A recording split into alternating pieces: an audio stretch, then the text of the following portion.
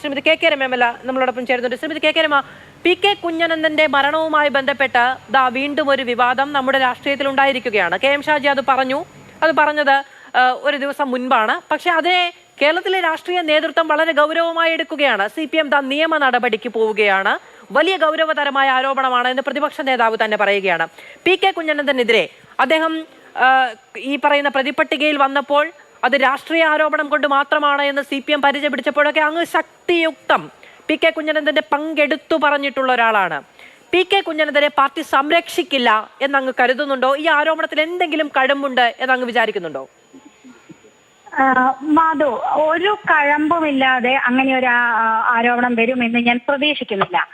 എന്തായാലും സംബന്ധിച്ച് അതൊരു ആരോപണം സംബന്ധിച്ച് ഗൗരവമായി അന്വേഷിക്കണം എന്നതാണ് ഞാൻ ഇന്നലെ പറഞ്ഞത്. വന്ന ഉടനെ തന്നെ പറയുകയാണ്.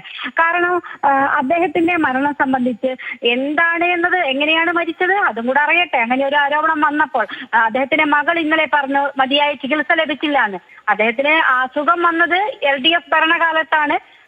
LDF ആയിരുന്നു 4 വർഷത്തിൽ 2 വർഷമാണ് UDF ഉണ്ടായിരുന്നത് അദ്ദേഹത്തെ ശിക്ഷിച്ചതിന്. അതിനുശേഷം മുഴുവൻ LDF ആണ്. ഈ LDF ഭരണകാലത്ത് അങ്ങനെയാണെങ്കിൽ അദ്ദേഹത്തിന് ചികിത്സ നിഷേധിച്ചിട്ടുണ്ടോ? അദ്ദേഹത്തിന് മതിയായ ചികിത്സ അവർ ബോധപൂർവം കൊടുക്കാതിരുന്നിട്ടുണ്ടോ?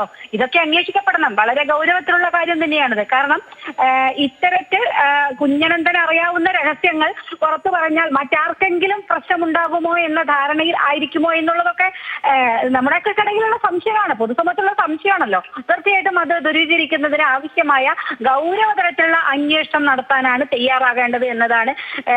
പല ഘട്ടത്തിലും നമുക്ക് മുന്നേയുള്ള ഒരുപാട് സംഭവങ്ങളൊക്കെ എടുത്ത് പരിശോധിച്ചാൽ ഇങ്ങനെ പല സംഭവങ്ങളും നമ്മുടെ നാട്ടിൽ കേട്ടിട്ടുണ്ട്. പല കൊലപാതകങ്ങളെ സംബന്ധിച്ചും ഒരു കൊല നടത്തുന്നു, മറിച്ചൊന്ന് നടത്തുന്നു, ഇതിനൊന്ന് ഒടയോറില്ലാതാകുന്നു, കുറെ കഴിഞ്ഞതൊക്കെ നിന്നു പോകുന്നു എന്നൊക്കെ ഉണ്ട്. അപ്പൊ തീർച്ചയായിട്ടും ഇത് അന്വേഷിക്കട്ടെ എന്നുള്ളതാണ്. പിന്നെ കുഞ്ഞനന്ദന്റെ പങ്കിനെ സംബന്ധിച്ച് ഇപ്പോഴും അവർ വിശുദ്ധരായിട്ട് തന്നെയാണല്ലോ പറയുന്നത്. ഒരു ഉറുമ്പിനെ പോലും നോവിക്കാത്ത ലോല ഹൃദയനാണ് കുഞ്ഞനന്ദൻ എന്നായിരുന്നല്ലോ അദ്ദേഹം പറഞ്ഞത്. ജീവിച്ചിരിപ്പില്ലാത്ത ഒരാളെ പറ്റി പറയുന്നത് പറയാം. പക്ഷെ അദ്ദേഹം ഒരു കൊലക്കേസിൽ പ്രതിയും കൊലയാളിയുമായതുകൊണ്ടാണ് തീർച്ചയായിട്ടും ഞാനിപ്പോ പറയുന്നത്. അദ്ദേഹത്തിന് ഏറ്റവും അവസാനത്തെ കോടതിയുടെ ജഡ്ജ്മെന്റ് നിങ്ങളൊന്ന് എടുത്ത് പരിശോധിച്ചാൽ ആ ജഡ്ജ്മെന്റിൽ 19ാമത്തെ പേജിൽ ചില കാര്യങ്ങളുണ്ട്. അതിനകത്ത് കൃത്യമായിട്ട് ഈ ഫോൺ കോൾ ഡീറ്റെയിൽസ് ഈ അനൂപിന്റെയും കിർമാണി മനോജിന്റെയും ഒക്കെ ഫോണിലേക്ക് ആ 4ാം മാസം മെയ് 4-ാം തീയതി ഈ ചന്ദ്രശേഖരൻ കൊല ചെയ്യപ്പെടുന്നതിന് ഒരു മാസം മുന്നേ 15, 18, 22, 24 കൊല നടന്ന് 5-ാം തീയതി ഒക്കെ കോള് പോയിട്ടുണ്ട്. എന്താണ് CPM നേതാവിന് ഈ ഒരു ക്രിമിനൽ ആളുകളുമായിട്ടുള്ള ബന്ധം? അതൊന്ന് പറഞ്ഞാൽ മതി. അപ്പൊ തീരുമല്ലോ. എപ്പോഴും പറയുന്നുണ്ടല്ലോ ബന്ധമില്ല എന്നുള്ളത്. എന്തിനാ ബന്ധം? അത് കൃത്യമായ രേഖകളാണ്, കോടതിയെ പ്രൂവ് ചെയ്ത രേഖകളാണ്, കോടതി അംഗീകരിച്ച രേഖകളാണ്.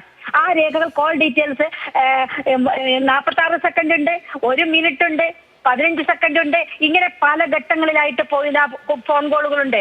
നമുക്കറിയാം പല കോളുകളും അന്വേഷിക്കപ്പെട്ടില്ല. പല കോളിന്റെയും കോൾ ഡാറ്റ കൊടുക്കാത്തതുകൊണ്ട് അതെ, കോൾ ഡാറ്റ കൊടുക്കാത്തത് കൊണ്ട് പലതും കിട്ടിയില്ല. കാരണം ഈ കൊല നടന്നതിന് ശേഷം സക്സസ് എന്ന് പറഞ്ഞ ഉന്നതനായ ഒരു നേതാവിലേക്ക് ഒരു ഫോൺ കോൾ പോയിട്ടുണ്ട്. പക്ഷെ പുറത്തു വന്നില്ല. വരാത്തത് കൊണ്ട് നമുക്കത് പറയാൻ കഴിയില്ല. പക്ഷെ ഉണ്ട് എന്നുള്ളത് യാഥാർത്ഥ്യമാണ്. അതൊക്കെ ഈ സർവീസ് പ്രൊവൈഡേഴ്സ് ഒന്നും കൊടുക്കാത്തതിനൊക്കെ പല സമ്മർദ്ദങ്ങളുണ്ട്. നമുക്കറിയാലോ ഈ അന്വേഷണ ഉദ്യോഗസ്ഥന്മാർ ഏതൊക്കെ സമ്മർദ്ദങ്ങളെ അതിജീവിച്ചാണ് അന്ന് ഈ കേസ് അന്വേഷണം മുന്നോട്ട് കൊണ്ടുപോയതെന്ന്. അപ്പൊ സർവീസ് പ്രൊവൈഡേഴ്സ് കൊടുക്കാൻ ഭയമുണ്ടാവും. അവർ കൊടുത്തില്ല പല ഡീറ്റെയിൽസും. അതുകൊണ്ട് തന്നെ സ്പെഷ്യൽ ഇൻവെസ്റ്റിഗേഷൻ ടീമിലുണ്ടായിരുന്ന ശങ്കർ റെഡ്ഡിയുടെ നേതൃത്വത്തിലുള്ള ആ ടീമിനെ ഒന്നും പ്രൊഡ്യൂസ് ചെയ്യാൻ കഴിയില്ല. അദ്ദേഹം പറഞ്ഞിട്ടുണ്ട് കുറെ വിവരങ്ങളുണ്ട്, പക്ഷെ അത് തെളിയിക്കാൻ ആവശ്യമായ രേഖകൾ കിട്ടിയിട്ടില്ല. രേഖകളാണല്ലോ ആവശ്യം കോടതിക്ക്, ആ തെളിവാണല്ലോ ആവശ്യം. വസ്തുത ആയിരിക്കാം, യാഥാർത്ഥ്യമായിരിക്കും, സത്യമായിരിക്കാം. നമുക്കറിയാം നമ്മുടെയൊക്കെ മനസ്സിൽ എന്താണ് നടന്നതെന്ന് വളരെ കൃത്യമായി ബോധ്യമുണ്ട്. അതൊരു സത്യമാണ്, മറയില്ലാത്ത സത്യമാണ്. ഞാൻ എപ്പോഴും ചന്ദ്രശേഖരൻ ജീവിച്ചിരിക്കുന്നു എന്നതുപോലെ, ചന്ദ്രശേഖരൻ കൊല്ലപ്പെട്ടു എന്നതുപോലെ ചന്ദ്രശേഖരനെ കൊല ചെയ്തത് ഇവരാണ് എന്നതിനെ സംബന്ധിച്ച് വളരെ കൃത്യമായ ബോധ്യമുണ്ട്. അത് സത്യമാണ്. ഈ CPM നേതൃത്വത്തിന് ഉൾപ്പെടെ അതിനകത്ത് വർഷക്കാലം നേരത്തെ പറഞ്ഞതുപോലെ വളരെ വ്യക്തിപരവും രാഷ്ട്രീയപരവുമായ ഏറ്റവും വലിയൊരു വെല്ലുവിളി തന്നെയാണ് ഇത്. ഇപ്പോൾ കെ എം ഷാജി ഒരു ആരോപണം ഉന്നയിക്കുമ്പോൾ അതിനെ ഓൺ ചെയ്യുന്നില്ല. പക്ഷെ അതിനെ തള്ളിക്കളയേണ്ട ബാധ്യത എനിക്കില്ല, എനിക്കതിനെ അവിശ്വസിക്കേണ്ട ബാധ്യതയില്ല എന്നുള്ളതാണോ അങ്ങയുടെ നിലപാട്? അതെ, തീർച്ചയായിട്ടും അത് തന്നെയാണ്. കാരണം അത് തള്ളിക്കളയേണ്ടതില്ല എന്നുള്ളത് തന്നെയാണ്. അത് അന്വേഷിക്കട്ടെ. കാരണം അങ്ങനെ പോയിട്ടുണ്ടോ? കുഞ്ഞനന്തൽ നിന്ന് രഹസ്യം അറിയുന്ന രഹസ്യം അത് പുറത്തു വരാതിരിക്കാൻ അദ്ദേഹത്തെ ഇല്ലാതാക്കിയതാണോ എന്നുള്ളത് തെളിയിക്കട്ടെ. അങ്ങനെ ഒരു ആരോപണം ആ തരത്തിലേക്കാണല്ലോ ഷാജിയുടെ ഒരു ആരോപണം വന്നിരിക്കുന്നത്. അത് അന്വേഷിക്കട്ടെ.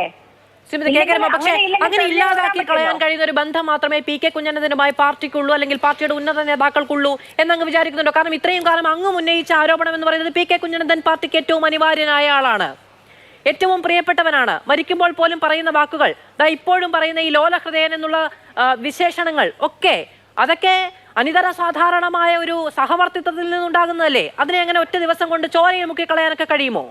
അല്ല, നമുക്കത് അറിയില്ല മാധു, അറിയില്ല. ഞാനത് പൂർണ്ണമായിട്ടും പാർട്ടി അങ്ങനെയായിരിക്കും എന്നൊന്നും പറയുന്നില്ല. പക്ഷെ അങ്ങനെ ഒരു ആരോപണം വന്ന സ്ഥിതിക്ക് അന്വേഷിക്കട്ടെ, അതാണ് പറഞ്ഞത്. തീർച്ചയായിട്ടും അങ്ങനെ അല്ല പറയുന്നത്. അതുപോലെ തന്നെ ഞാൻ പറഞ്ഞല്ലോ, 10-12 വർഷക്കാലം ഈ കേസിന്റെ എല്ലാ തലങ്ങളെയും അങ്ങ് പഠിച്ചതാണ്, അങ്ങ് അതിനോട് പോരടിച്ചതാണ്.